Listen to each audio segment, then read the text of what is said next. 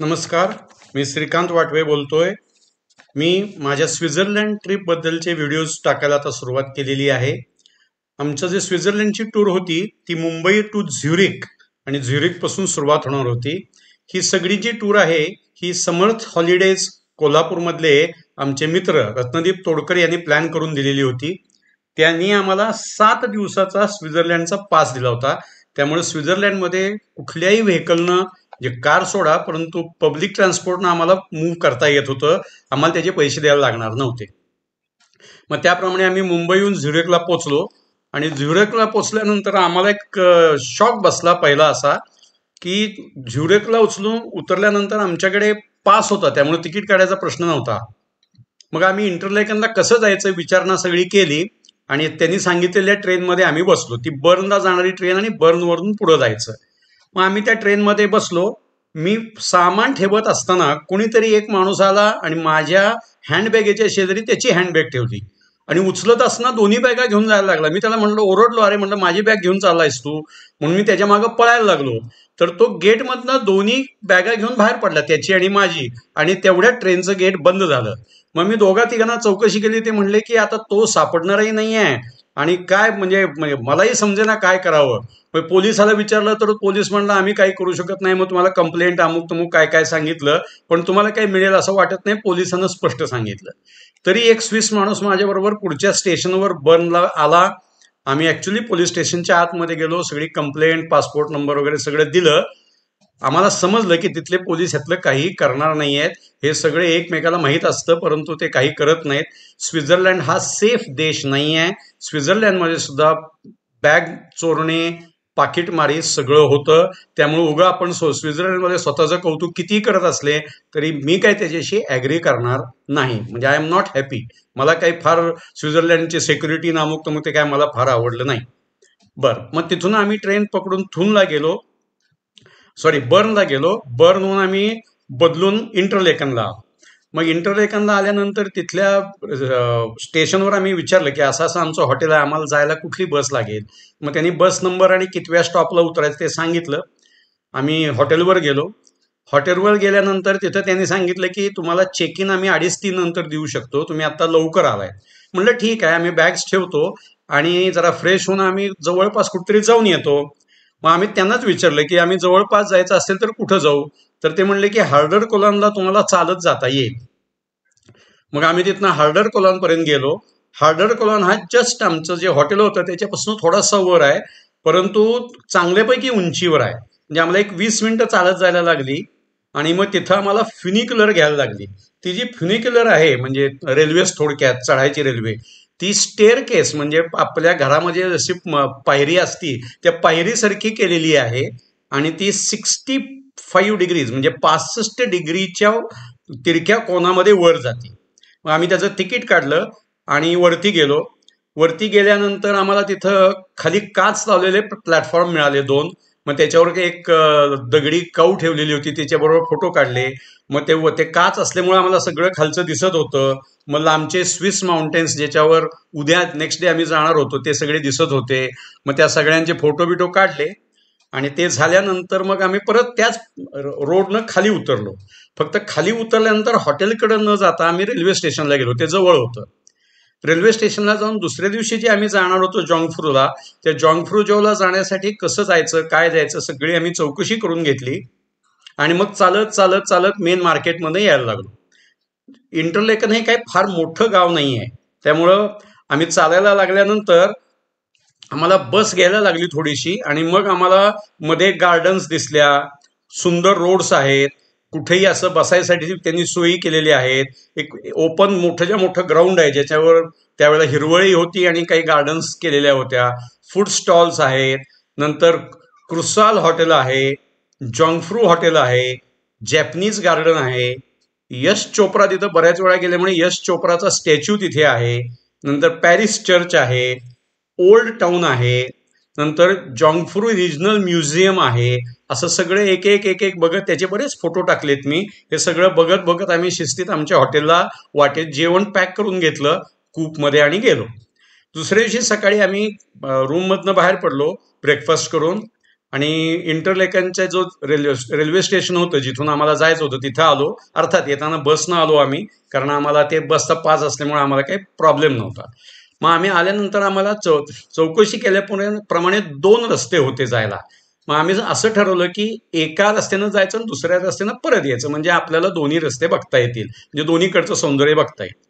मग त्याप्रमाणे आम्ही लॅटर बॅरनला गेलो, तिथं गाडी चेंज केली. जाताना सुंदर नदीच्या काठणं होतं, नंतर जंगलही होतं, धबधबेही बघायला मिळत होते. मग गेल्यानंतर आम्ही तिथं वँगनला चेंज, म्हणजे वँगनला जाणारी ट्रेन पकडली. तिथून क्लॅन शेडिंगला जाणारी ट्रेन पकडली आणि क्लॅन शेडिंगला गेल्यानंतर आमचा तो फायनल स्ट्रेचचा ट्रेनचा जर्नी आहे तो सुरू झाला. तिथून आम्ही जॉंगफ्रू जॉच्या HBFला गेलो, म्हणजे त्यांच्या मेन स्टेशनला गेलो. हे जॉंगफ्रू जॉ आहे हे 3000 मीटर उंचीवर आहे, त्याची हाईट खूप आहे. जाता जाता आम्ही काही फोटोज काढले, म्हणजे मध्ये त्यांनी एका ठिकाणी बोगदा होता तिथं थांबवून आम्हाला तिथले जे ग्लेशियर्स आहेत त्याचा फोटो काढायची परवानगी दिली, म्हणजे 5 मिनिटं थांबते तेवढ्यात तुम्ही काढू शकता. त्याला इस्मेल म्हणून तो पॉइंट आहे, इस्मेल, तिथं आम्हाला थांबायला दिलं. आणि मग आम्ही तिथपर्यंत गेल्यानंतर ही जी ट्रेन आहे वरची ही सगळी कॉगविल ट्रेन आहे. आता हे कॉगविल ट्रेन म्हणजे काय, तर त्या ट्रेनच्या ट्रॅकच्या मध्ये दातेरी चाका असतात ज्याच्यावर ही ट्रेन उलटी येत नाही, त्यामुळे तुम्ही सेफली जाऊ शकता. त्यामुळे कॉगविल ट्रेन आम्ही वर गेलो. तो ऍक्च्युली टॉप ऑफ युरोप, जॉंगफ्रू जॉ म्हणजे टॉप ऑफ युरोप आहे. मग आम्ही तिथं पोचलो. आम्ही रेल्वे स्टेशन वर जात असताना बोगद्यातनं असं जायला लागतं. वरती गेल्यानंतर भरपूर दुकानं वगैरे आहेत. तिथून बाहेर पडल्यानंतर स्नो होता. अर्थात आमच्याकडे ते आमची हरवलेली जी बॅग होती त्यात आमचे सगळे, म्हणजे थंडीचे जे कपडे होते ते गेले आणि कॅमेरा गेला. त्यामुळे आता जे तुम्ही फोटो बघताय हे साध्या मोबाईलवरनं काढलेले फोटोज आहेत. मग आम्ही तिथं गेलो, तिथं स्नोमध्ये जरासं खेळलो. फक्त आम्ही काळजी घेतली की आमच्याकडे कपडे त्या लेवलचे नसल्यामुळे आम्ही तिथले जे काही बाकी गोष्टी आहेत त्या आम्ही केल्या नाहीत. आणि मग तिथं एक ऑब्झर्वेटरी आहे, तिलाही वरती चढायचं होतं, ते बघितलं आम्ही. नंतर स्नो मधले काही फोटो काढले. तिथं खूप थंडी होती त्यामुळे आम्ही काळजी घेत होतो. मग थोड्या वेळानंतर आम्हाला एका गेटमधनं आत गेल्यानंतर 3D मूव्ही दाखवली त्यांनी. 3D मूव्ही म्हणजे त्या ज्या ट्रेन्स आहेत ते सगळं बांधकाम त्यांनी कसं केलं, काय काय केलं, हे सगळं इन्क्लुझिव्ह दाखवायचं काम जे आहे ते त्यांनी तिथं केलेलं आहे. तर 3D मूव्ही बघितली.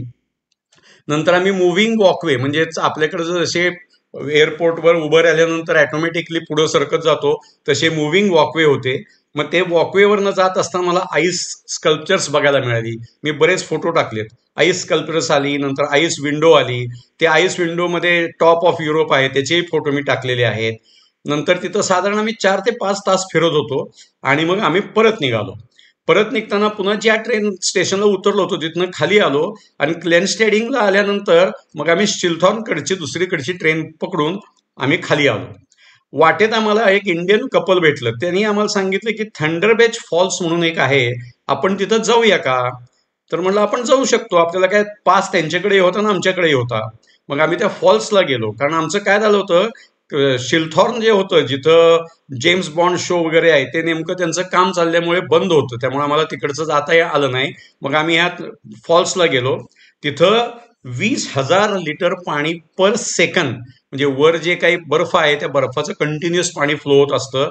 आवाज प्रचंड असतो, म्हणजे एकमेकाशी बोलताना सुद्धा आवाज ऐकू येत नाही, इतका त्याचा प्रचंड आवाज आहे. त्याचं तिकीट 11 फ्रँक आहे. मग आम्ही ते तिकीट काढून आत गेलो. पहिलं लिफ्टनं वरती गेलो, त्यानंतर थोडंसं स्टेप्स चालून वर गेलो.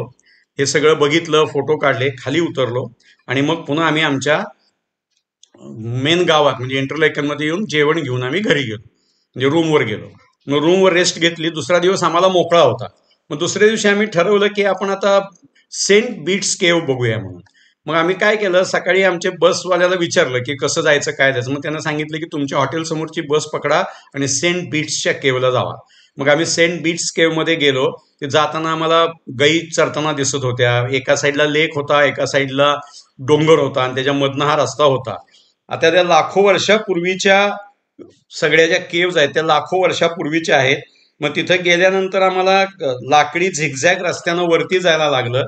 वरती गेल्यानंतर त्यांनी आम्हाला स्टोरी अशी सांगितली की तिथं तो जो कोण सेंट आहे, म्हणजे तो जो सेंट बीट्स आहे, त्या सेंट बीट्सनं तिथं त्याच्याकडे काहीतरी आलेली एक फॉर्मेशन होती, म्हणजे काय म्हणूया आपण, एक घोरपड म्हणा किंवा असं काहीतरी आलं होतं, तर ते त्यानं बाहेर पाठवल्यामुळे ड्रॅगन, थोडक्यामध्ये ड्रॅगन आली होती, त्यानं बाहेर पाठवल्यामुळे ती त्याची केव झाली. मग त्याच्यामध्ये मधनं मधनं वॉटरफॉल्स आहेत. नंतर त्याच्यामध्ये आत लाईमस्टोन म्हणजे ह्याचे जे दगड असतात, चुन्याचे दगड, त्या चुन्याच्या दगडाचे म्हणजे स्ट्रक्चर्स तयार झालेत, वरून खाली खालून वर, मग त्याच्यामधनं पाणी फ्लो होत असतं. असं सगळं आम्हाला ते व्यवस्थित बघता आलं. फक्त फोटोची फार क्वालिटी चांगली येत नव्हती, कारण आम्हाला एक म्हणजे कॅमेरा नव्हता आणि दुसरं म्हणजे फ्लॅशवर जसे येतील तसेच फोटो काढता आले. त्याचं तिकीट होतं 18 स्विस फ्रँक. मग आम्ही त्याप्रमाणे 18 स्विस फ्रँक भरून वर गेलो होतो. हे सगळ्या केव्ज बघितल्या. तिथं वर एक हॉटेल आहे, तिथं चहा पिला. खाली आलो. खाली आल्यानंतर म्युझियम त्याच तिकिटात होतं, मग तिथलं म्युझियम बघून घेतलं. हे सगळं बघून झालं. तिथं आतमध्ये खरं तर प्रकाश नाही आहे, पण तिथं सुद्धा आलगी किंवा फर्न असे जे काही विचित्र प्रकारची झाडं असतात ती आत आलेली होती त्या त्या तेवढ्या उजेडावर. मग हे सगळं आम्ही बघून घेतलं. बघून आल्यानंतर आम्ही रस्त्यावर आलो. रस्त्यावरनं बस पकडून आम्ही थुनला गेलो. मग थुनमध्ये गेलो तेव्हा पाऊस सुरू झाला होता, पण थुनमध्ये आम्हाला काही ठिकाणी बाजूला जाऊन चर्चचे फोटो काढता आले. तिथे जे गळ्यात घंटा घालतात त्यांच्या गाईच्या, त्याचे काही फोटो घेता आले. असं सगळं बघून आम्ही तिथनं रेल्वे पकडली आणि परत इंटरलेकनला आलो, कारण आम्ही जाताना बसनं गेलो होतो, येताना रेल्वेनं आलो. मग इंटरलेकनला पोचल्यानंतर मग आम्ही तिथून बस पकडून आमच्या हॉटेलवर आलो. हॉटेलवर रेस्ट घेतली, कारण दुसऱ्या दिवशी आम्ही झरमॅटला जाणार होतो. अशा तऱ्हेनं इंटरलेकनमधले आमचे 2-2.5 दिवस अतिशय उत्तम पद्धतीने गेले. तुम्ही आता जे व्हिडिओज बघताय याबद्दल तुमचे धन्यवाद. पण लाईक, सबस्क्राईब आणि बेल आयकॉन दाबा, म्हणजे पुढचे व्हिडिओज तुम्हाला बघायला मिळतील. Thank you very much.